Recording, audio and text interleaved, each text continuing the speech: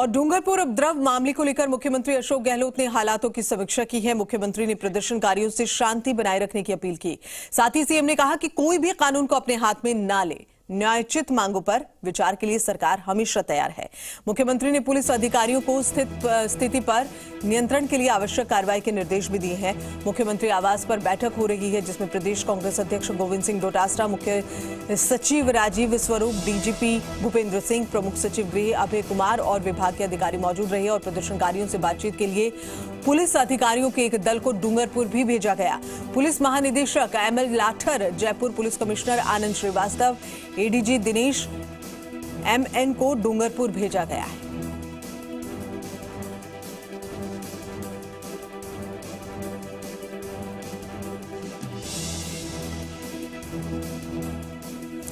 और ऐसी प्रदर्शन, ऐसी हिंसा पर अब सवाल पूछे जा रहे हैं। क्या प्रदर्शन के नाम पर हिंसा, लूट जायज है? क्या ऐसे उत्पाती शिक्षक बनने के लायक हैं? शिक्षक ही जब पत्थर उठाने लगे तो कानून व्यवस्था का आखिर क्या होगा? क्या हिंसक आंदोलन के पीछे बड़ी साजिश है? आंदोलनकारी को भड़काने का मकसद आखिर क्या है? मामला कोर्ट में है, फिर भी प्रदर्शन क्यों? आखिर ये बवाल कब थमेगा? तो ये कई सवाल।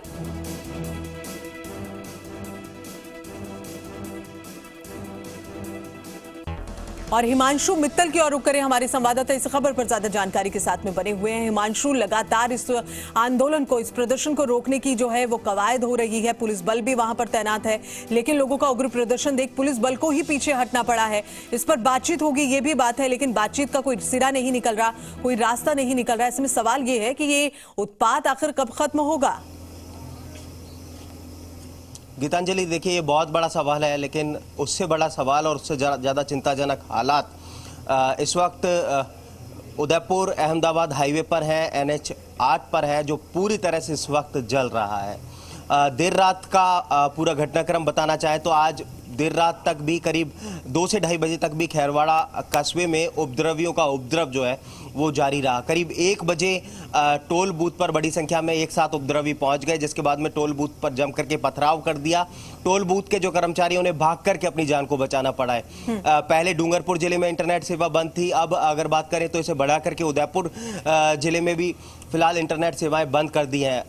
हालात ये है कि उपद्रवियों का तांडव कुछ ऐसा है कि पूरी रात जम करके जो कस्बे के अलग अलग इलाकों में घुस करके जम करके तोड़फोड़ की। जो वाहन उनके सामने आया उसको तोड़ दिया, कई वाहनों को आग लगा दी। खबर ये भी मिल रही है कि एक आरा मशीन है खैरवाड़ा में, उसके अंदर भी आग लगा दी है। उससे पहले अगर बात करें तो वहां पर एक पेट्रोल पंप के अंदर जम करके लूट की थी, एक होटल को निशाना बनाया था। अब अगर बात करें तो आज पूरी रात भी कुछ इसी तरह का जो उत्पात है वो जम करके जारी रहा है।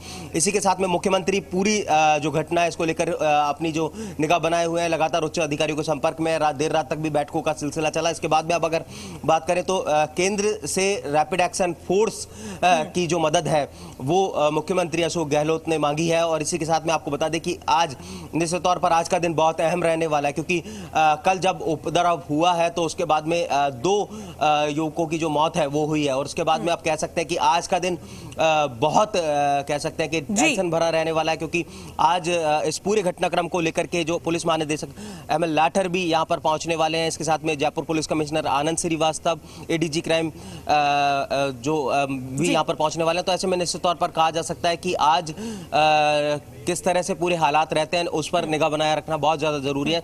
तो फिलहाल कह सकते हैं कि हालात पूरी तरह से इस वक्त हिमांशु निगाह तो बनाए रखी जा रही है। लगातार पल पल की अपडेट्स खुद सीएम भी ले रहे हैं, इस पूरे मामले को संज्ञान में ले रहे हैं, आवश्यक दिशा निर्देश भी दे रहे हैं। लेकिन अब सवाल ये है कि जब पुलिस बल वहां पर पहुंच रहा है तो उसी को पीछे हटना पड़ रहा है। ऐसे में ये काबू कैसे होगा प्रदर्शन?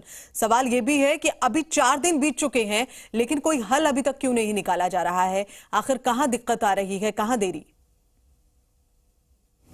देखिए, आप बिल्कुल ठीक कह रहे हैं कि आज चौथा दिन है और चौथा दिन है जब डूंगरपुर जिला जल रहा है। निश्चित तौर पर कहा जा सकता है कि अब तक बातचीत की बात की गई। कल भी अभी बात करें तो केसरिया से आगे प्रसाद में एक बैठक हुई, जिसमें जो बीटीपी विधायक प्रतिनिधि मंडल और एक इस पूरे मुद्दे को लेकर के बातचीत की गई। बातचीत करने के बाद में जो मुख्य मोटे तौर पर ये जो प्रदर्शनकारी हैं, अभ्यर्थी हैं या फिर इन्हें उपद्रवी कहें तो गलत नहीं होगा, इनकी जो मोटे तौर पर मांग थी वो ये कि जो लोग गिरफ्तार किए गए हैं उनको रिहा किया जाए, जो मामले इनके खिलाफ दर्ज किए गए हैं उन्हें हटाया जाए। और सीधे तौर पर जो सबसे बड़ी बात जिसको लेकर के ये हालात बने, 1167 पद जिनका एसटी कोटे के हिसाब से जिन एसटी अभ्यर्थी हैं उनकी भर्ती की जाए।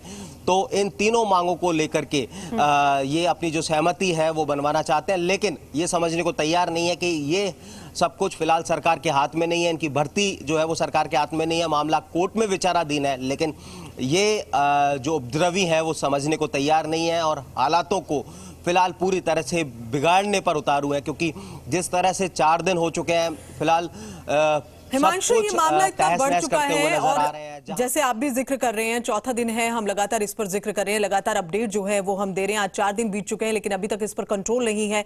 क्या पुलिस बल की तैनाती, जैसे आप कह रहे हैं कि और भी बल जो है वहां पर बैठाए गए हैं उस दिन कंट्रोल करने के लिए कहा जा रहा है, आखिर प्रदर्शन इतना उग्र, क्या वाकई इतना उग्र है कि उसको कंट्रोल कर पाना मुश्किल हो रहा है? जितनी फोर्स वहां पर पहुंच रही है वो नाकाफी साबित हो रही है, और अगर ऐसा है तो फिर आगे रास्ता क्या हो सकता है? अब आगे क्या ऐसे अहम बिंदु हैं जिनको ख्याल करते हुए अब इस प्रदर्शन को रोकना बहुत जरूरी है, रुकना चाहिए?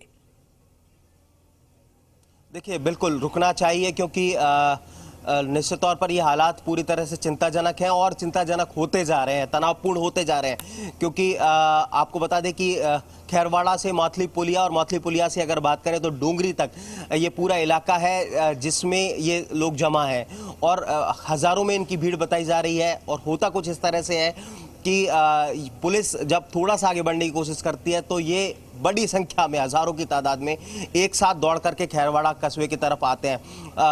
पुलिस को हालात कुछ ऐसे हो जाते हैं क्योंकि ये पहाड़ी इलाका है और चारों तरफ पहाड़ों पर एक साथ लोग चारों तरफ से घेर करके पथराव पुलिस पर शुरू कर देते हैं। ऐसे में पुलिस को भाग करके अपनी जो जान है वो बचानी पड़ती है और खैरवाड़ा कस्बे की तरफ भागना पड़ता है। और खैर उपद्रवी जो है वो खैरवाड़ा कस्बे में घुस करके खैरवाड़ा को निशाना बनाना शुरू कर देते हैं, वहां पर संपत्ति को निशाना बनाना शुरू कर देते हैं, जो वाहन रास्ते में आता है उसको निशाना बनाना शुरू कर देते हैं। तो अभी तक जो तस्वीर रही है 3-4 दिनों की, उसमें यही देखने को आया है कि पुलिस को बैकफुट पर रहना पड़ा है, पुलिस को कह सकते हैं कि पीछे हटना पड़ा है और उपद्रवी जो है वो लगातार अपना उपद्रव मचा रहे हैं, लगातार जो पथराव करते हैं। बिल्कुल, और वैसे भी हिमांशु कहते हैं कि भीड़ का कोई चेहरा नहीं होता। अब ये जो भीड़ है ये सिर्फ प्रदर्शनकारियों की भीड़ है या इसमें कुछ और लोग भी शामिल हो गए हैं? सवाल कई यहाँ पर है। आप अपनी नजर बनाए रखिएगा हिमांशु, और अपडेट्स लेंगे आपसे। बहुत बहुत शुक्रिया फिलहाल इस पूरी जानकारी को हम तक पहुंचाने के लिए।